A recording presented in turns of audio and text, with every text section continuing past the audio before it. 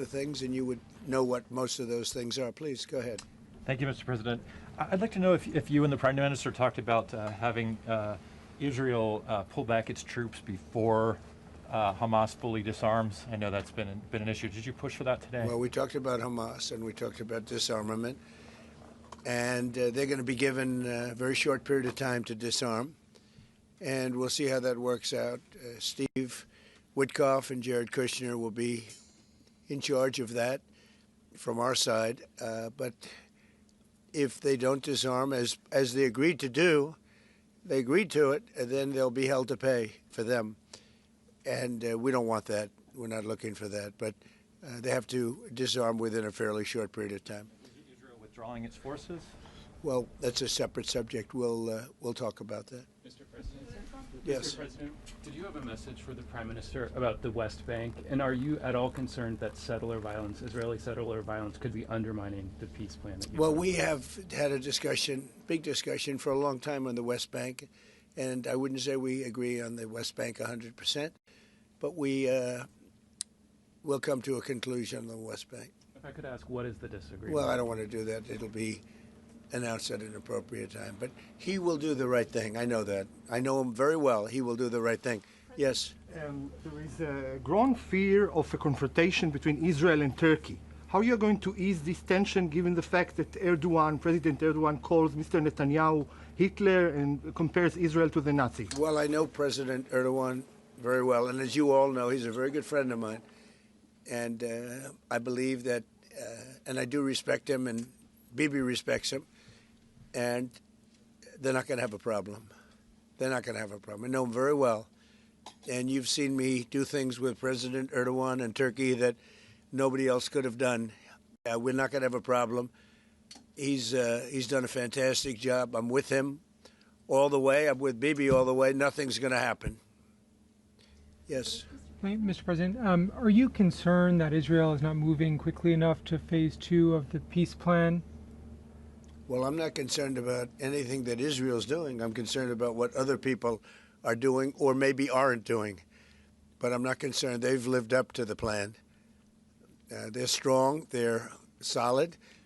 And sometimes they don't understand when somebody violates something that you want to give them a second chance. Well, we'll give them a couple of second chances. But no, Israel's lived up to the plan 100%. Don't forget, we made the plan possible by taking out Iran.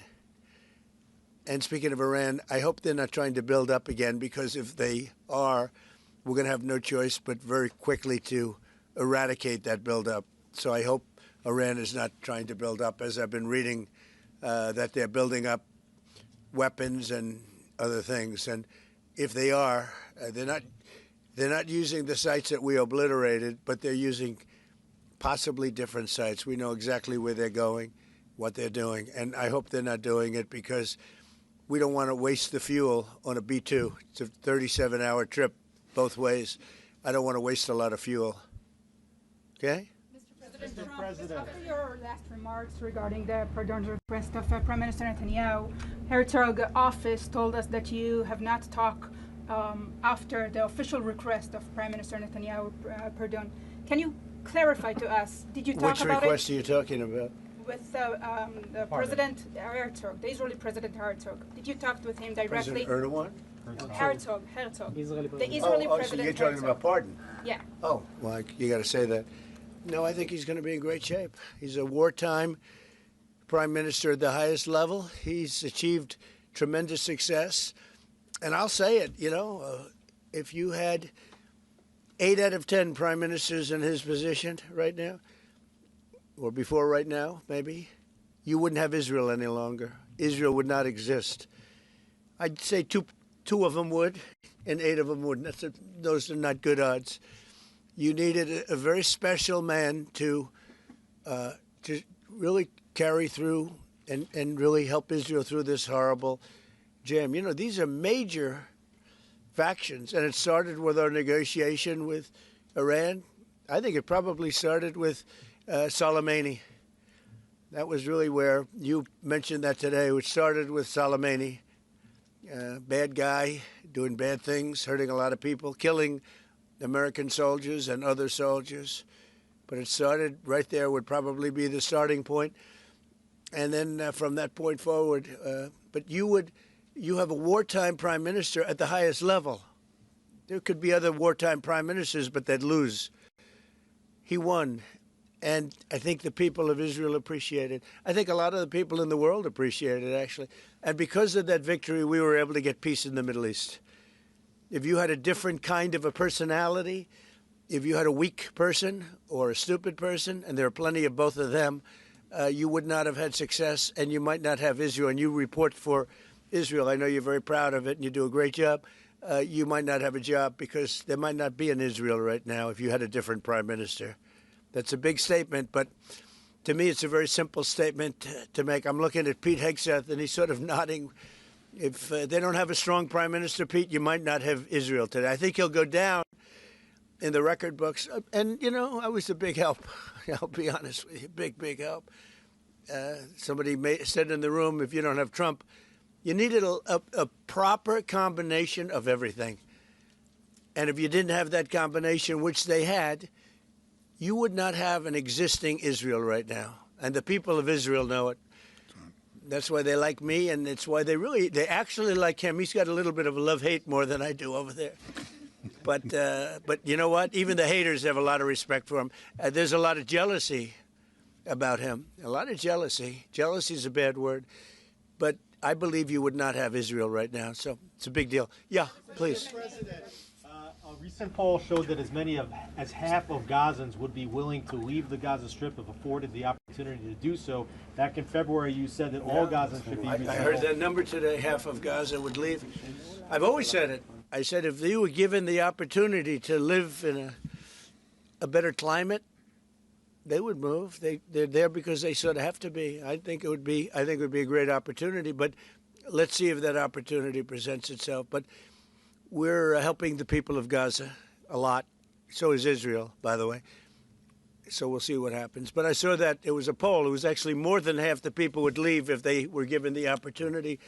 And I've been saying that for a long time. To me, it was common sense. So it's interesting. Why wouldn't countries accept them? Look, let's not talk about it because we don't want the controversy. Right now, we're helping Gaza. But if they were given the opportunity, I think even higher than that, the group that did the poll is usually, I call them negative pollsters. You have a lot of them. And yet this poll was, I think, very accurate, other than it would be more than half the people if given the opportunity. But they haven't been given that opportunity. So we'll see what happens. Mr. President, have you reached a point of understanding regarding Syria? We do have an understanding regarding Syria. Now, with Syria, you know, your new president, I respect him. He's a very strong guy, and that's what you need in Syria. You can't put a choir boy. You can't put somebody that's a perfect person. Everything's nice, no problems in life. You have the opposite there. He's a strong guy. We get along with him great. I can't ask for any more. He's been with us all the way. We had that mishap with ISIS, and he was with us all the way. He was fighting us. You know, he was fighting them. So I hope Israel, I'm sure that Israel and him will get along. I will try and make it so that they do get along. I think they will. Bibi, do you have anything to say about that? Yeah, well, our interest is to have a peaceful border with Syria. Our interest is to have, and we openly say it, we want to make sure that the border area right next to our border is safe. We don't have terrorists, we don't have attacks, and we also want to secure our Druze friends. And by the way, I think not only the Druze, but other minorities, especially the Christians, should be protected as well in Syria and throughout the Middle East and in Nigeria. In your efforts, we back completely because Christian communities are beleaguered around the world and especially in the Middle East, but in parts of Africa too. And we stand for the same thing. And don't forget, it was President Erdogan that helped very much get rid of a very bad ruler of Syria. That was President Erdogan. And he never wanted the credit for it, but he really gets a lot of credit. Bibi agrees with that. I agree with it. I mean, I know it. And President Erdogan should get a lot of good credit for what he did. He got rid of some very bad people.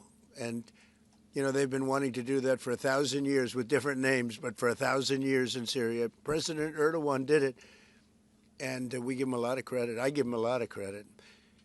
But I think it's going to work out well between Syria and Israel.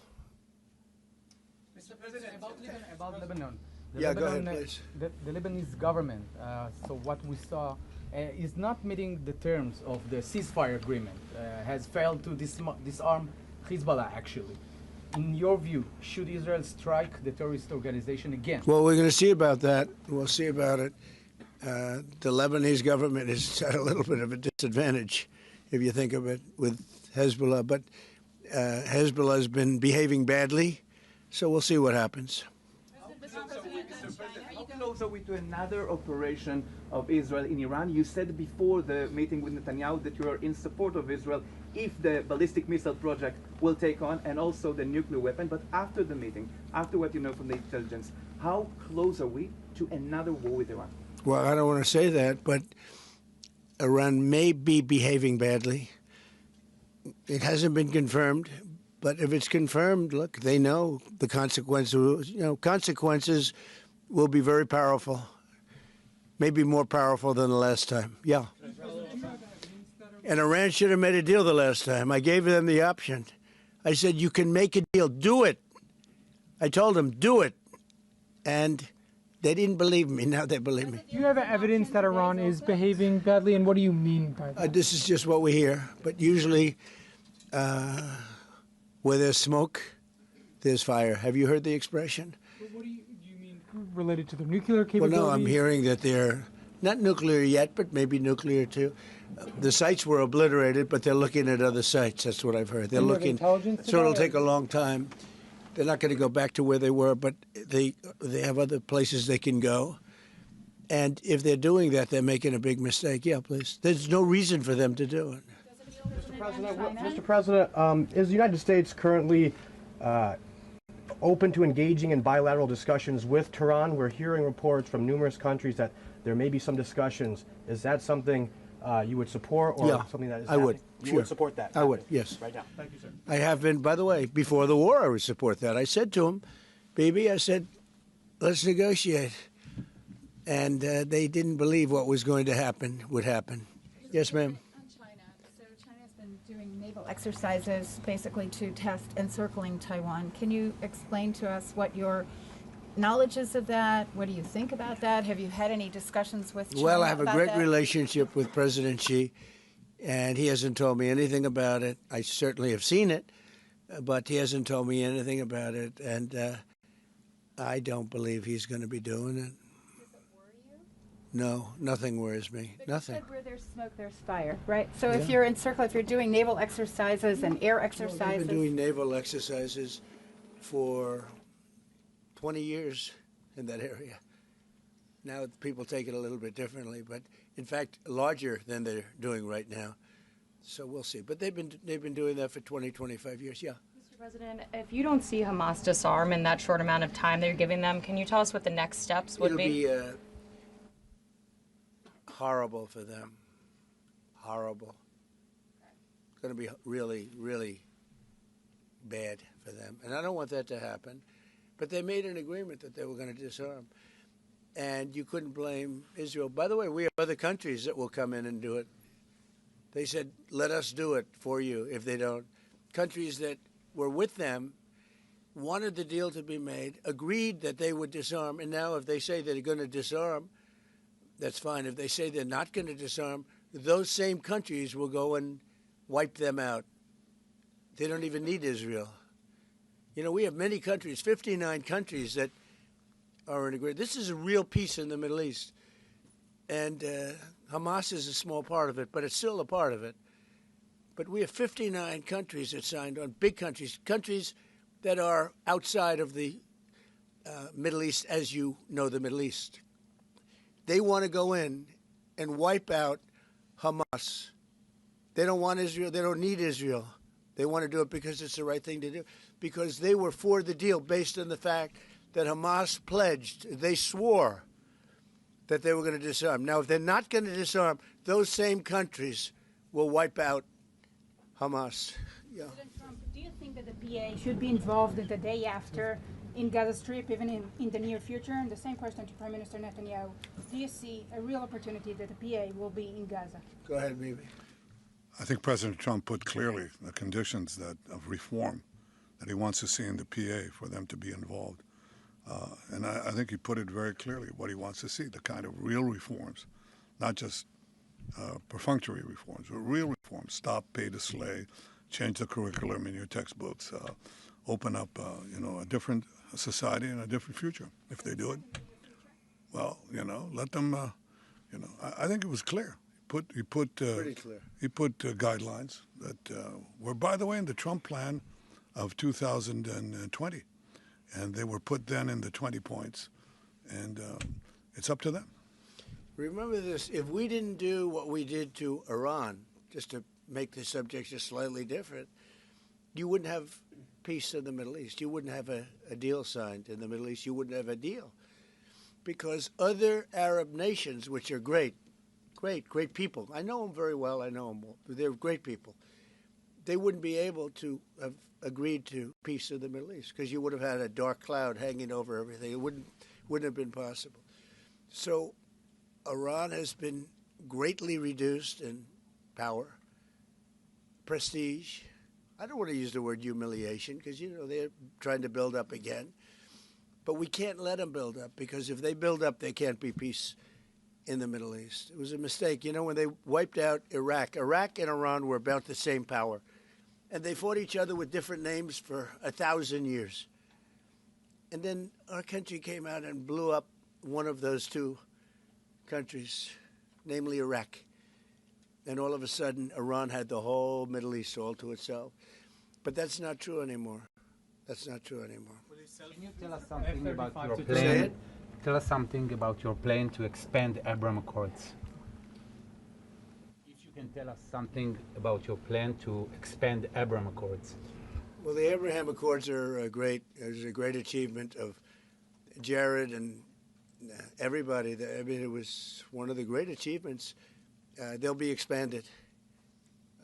Countries are already talking about expanding it, and they'll be expanded fairly quickly. Yeah, please. Is it still on the table? The normalization? Saudi Arabia is great. We have a great leader and a friend of mine and a friend of a lot of people. Also an enemy of some people, but those people aren't doing so well. No, Saudi Arabia has been very good as far as I'm concerned. They've done everything that we can ask for. But normalization with Israel is on the table? They're getting along great with Israel. They will. And at some point, they'll sign the Abraham Accords. Mr. President, we know. So one of the big domestic tasks ahead of you is to pick a new chairman for the Fed. Yeah. You've said that you have one favorite, but you're also doing interviews. Still do. Hasn't changed. Yeah, I'll announce them at the right time. There's plenty of time. But in the meantime, we're doing numbers that nobody's ever seen. We have $18 trillion coming in. We had a 4.3% GDP. They thought it was going to be 2%. And that's despite the Democrat shutdown. Had the shutdown not occurred, we would have had an extra 1.25. Think of that. We are doing, and also despite the fact that we have a fool at the Federal Reserve. I mean, Biden reappointed him. It's too bad. You would have thought he wouldn't have done that. But he's an absolute fool who's building a new Federal Reserve, or he's doing a renovation of a building. Maybe he's up to $4.1 billion to do a renovation of a few very small buildings. It's the highest price in the history of construction. He's spending more money than any building has ever spent per square foot on the renovation of, as an example, I'm doing a magnificent, big, beautiful ballroom that the country has wanted, the White House has wanted for 150 years. It's a massive job, and it's a tiny fraction of that number. And we're under budget and ahead of schedule. Now, it's bigger than I told you. After realizing we're going to do the inauguration in that building, it's got all bulletproof glass. It's got all drone, they call it drone-free roof. So drones won't touch it. It's a big, beautiful, safe building. But it's a big project. For a tiny fraction, of that. We're under budget and ahead of schedule. And they've wanted it for 150 years.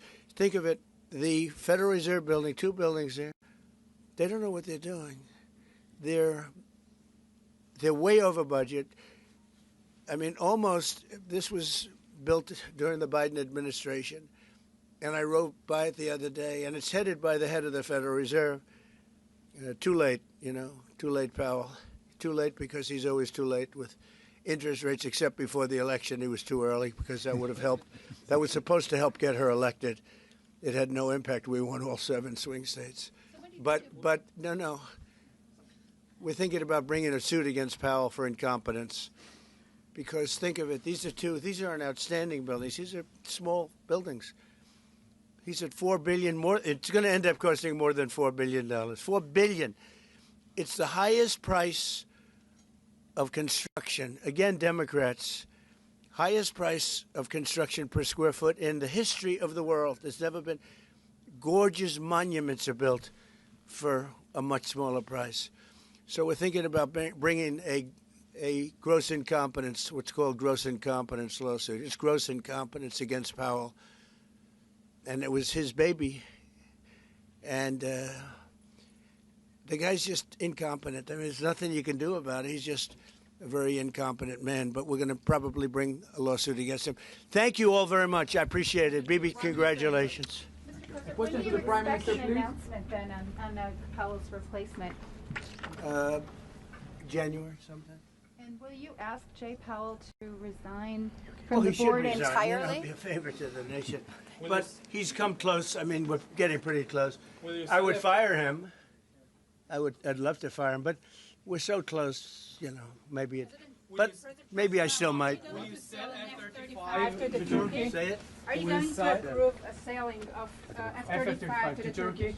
We're thinking about it very seriously. And what is your reaction to this? They'll never use it. Okay. Thank you, press. I promise they'll never use it. Thank you, press. Thank you, press. Thank you, everybody. Thank you, press. All right, head this way.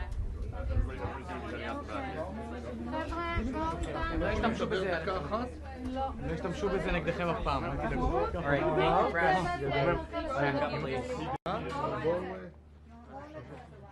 משפט אחד, אני לא יודע, אתם רוצים בתוך שאני.